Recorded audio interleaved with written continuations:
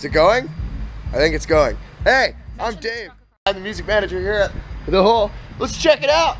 Last fall, the local free paper published an article about the 600 blocks of Main and Martin Streets, in which they stated that the crime in this one city block was worse than any other in the downtown area. Although the paper made mention of increased police presence, they do little more than slowly roll by our front door. During our time here, we've noticed the local drug dealing and prostitution vacate our alleyway. We've welcomed the Cold Snap Shelter, which has its doors open, both front and back, 24 hours a day. And after conversations with one of their pastors, we've come to find that they have had altercations in the alleyways in the middle of the night. This is the shared alleyway. As you can see to the right is the Cheers Church, and up there is the balcony in question. Notice the audio in this next clip.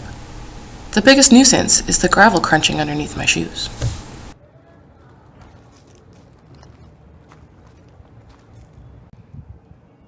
We are presently standing out back while the Princeton Band Cohesive Facilitators playing, and we've got, I think, 4 people skating the ramp right now. It's actually impossible to hear either of that from the back alley.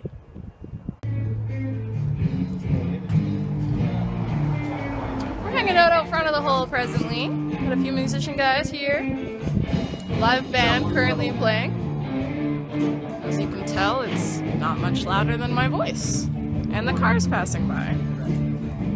The organizing committee for the Tokyo 2020 Games proposed 5 new sports in response to the new flexibility provided by the Olympic agenda. Baseball, softball, karate, skateboarding, surfing, and climbing. These new sports for their addition to the Games was intended to put even more focus on innovation, flexibility, and the development of youth programming.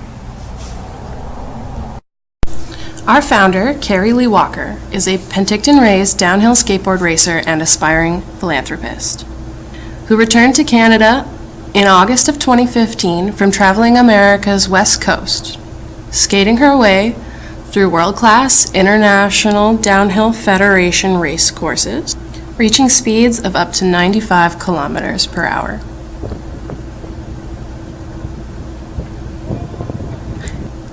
In September 2015, just after the close of the Whistler Longboard Festival and the IDF season, Carrie suffered major trauma to her left ankle. This required 3 surgeries, a month-long hospital stay, and a major change of lifestyle. Relocating to Penticton in midwinter, when you've spent the last 5 years in East Vancouver, is a hard transition to fall into.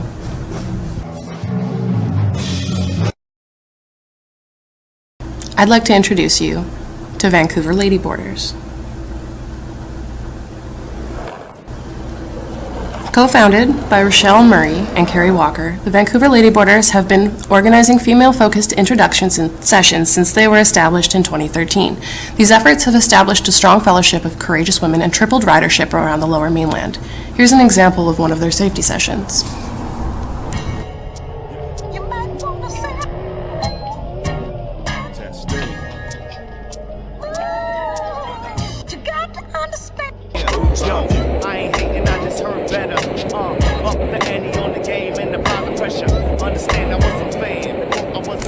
Focusing on teaching those new to skating the ability to control their board with crash-evasive maneuvers, the Ladyboarders host safety sessions in quiet residential areas. Using a technique called spotting, riders take turns on safety patrol in hazardous sections, and the locations of meetups are often determined by the rider's level of ability. These sessions are always free of charge. This evasive maneuver is called a speed check. That's real.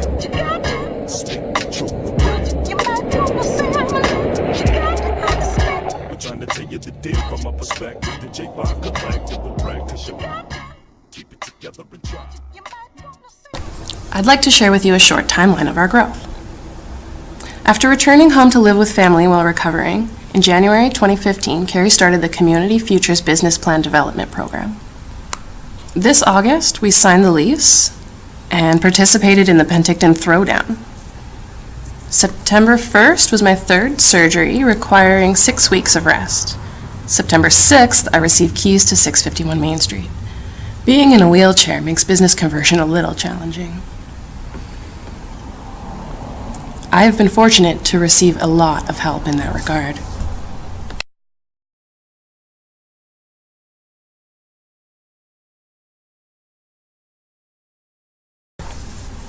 September 16th, Apex Challenge and Chute Lake Disaster Downhill Races. Over 50 competitive riders and support staff from outside communities joined us to participate in the weekend's activities. The Unopened Hole hosts a fundraiser for skate equipment. Solo permit approved.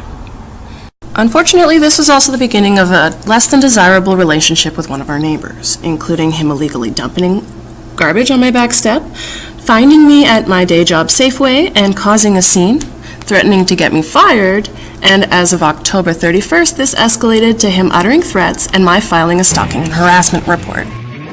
October 1st, the Still Unopened Hole hosts an industry contact and fundraiser night. Despite the special event license permitting, our turnout was low and we did not raise any funds this evening. You could say it was a bit of a bust. October 12th, volunteers put the final touches on the first skate ramp. Everyone is a little too excited and we lose track of time, resulting in noise complaints and visits from local enforcement. After their visit, we disbanded and closed shop for the night. We have not allowed skateboarding past 11 p.m. since this evening. The following day, the business license application was submitted to City Hall. On October 21st, a third permit for a special events license was submitted and approved. October 28th marks the first day the hole was actually open for business. November 18th, our fourth application for a special events permit was issued. November 26th, the morning of our next fundraising event, we received notification that our special events permit was revoked. This is the last time we applied for a special events liquor permit, despite the laws changing on January 23rd to allow businesses the ability to do so. On January 16th, before departing to run errands, a note and dead animal are discovered on the associate's vehicle. Harold Moss has since accepted guilt and charges of uttering threats have been pursued.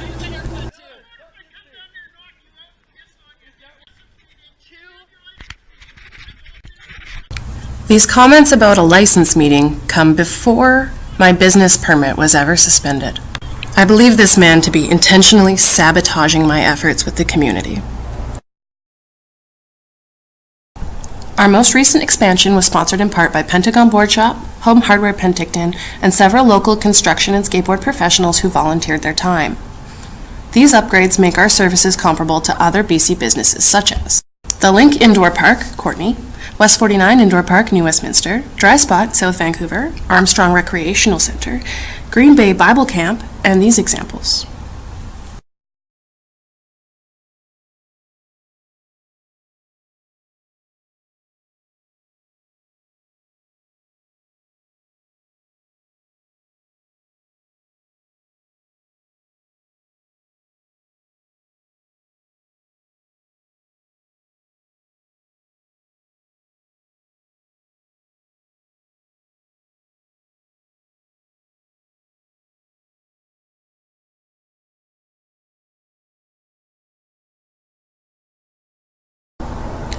During my time at Community Futures, I became familiar with the Youth Self-Esteem Project.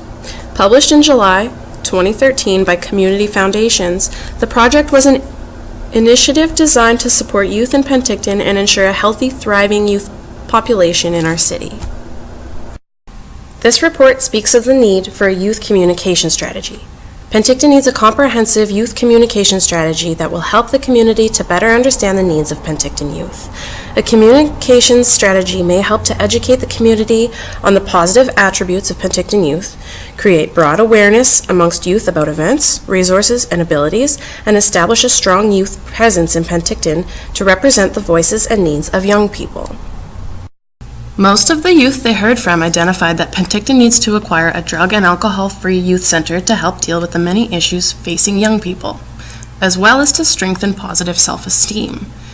The youth were very specific in their suggestions for a design of a youth center and described the facility, location, operating hours, and what programs should be offered.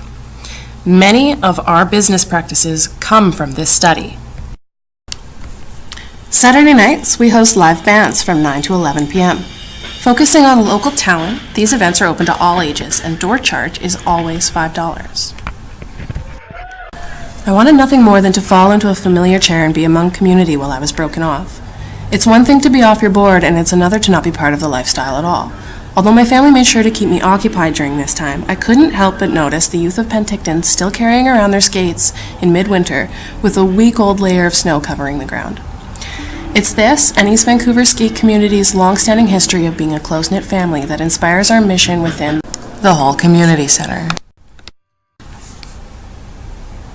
The Hull's vision is a community which provides guidance and inclusiveness to the diversity of young Penticton locals. By providing solid teamwork through our volunteers and team riders, our collaboration provides creative flexibility. Providing a safe, fun environment where positive influence from older members of the community can connect with bored youth in a clubhouse setting, empowering others to self-growth through sports, building a community, one ramp at a time.